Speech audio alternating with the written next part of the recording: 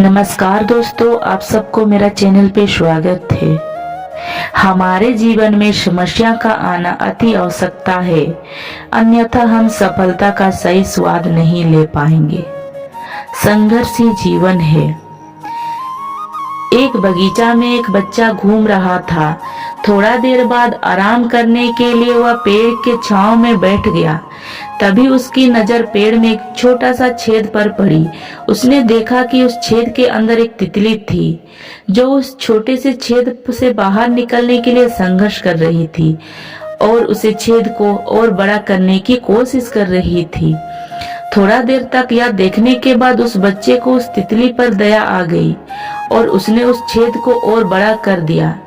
छेद बड़ा होते ही तितली बाहर निकल गई और थोड़ा ही देर के बाद वह तितली गिरकर मर गई। बच्चे को यह सब देख करके बहुत आश्चर्य हुआ और उसने अपने माँ के पास पहुंचा और उसके सारी बात बताई। माँ ने कहा, बेटा, तुमको उस तितली को आजाद करने के लिए उस पेड़ के छेद को बड़ा नहीं करना चाहिए था।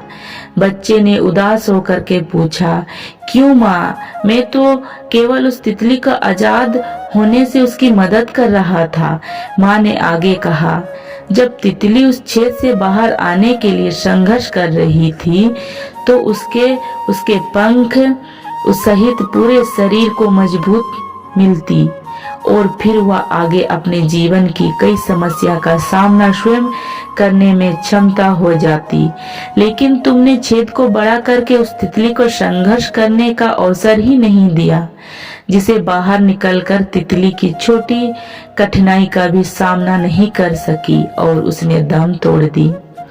माँ ने फिर आगे कहा, संघर्ष को हमारे जीवन का हिस्सा समझो और उसे भागने का प्रयास कभी मत करो, क्योंकि संघर्षशील व्यक्ति को अपने मंजिल हासिल करने में दुनिया का कई ताकत नहीं रोक सकती, क्योंकि उसके पास जुनून होता है जो उसे कहीं नहीं छीन सकता। माँ की यह बात सुनकर के बच्चे की आंखों में चमक आई, मानो उसे जीवन का भविष्य को नए रूप में पहचानने का अवसर मिल गया। दोस्तों, किसी विचारक ने खूब कहा है, समस्या वॉशिंग मशीन की तरह होती है। वे हमें कपड़े की तरह घुमाती है, खंगारती है और फिर बाद में सुखा देती है।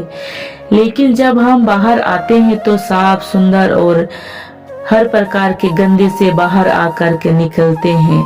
विचारक की यह बात यदि हम अपने जीवन में उतार लें तो संघर्ष के समय में हमारे चेहरा पर मुस्कुराहट कामयाब रहेगी और हम आने वाले समस्या का मुकाबला डट कर करने की काबिलियत रखेंगे।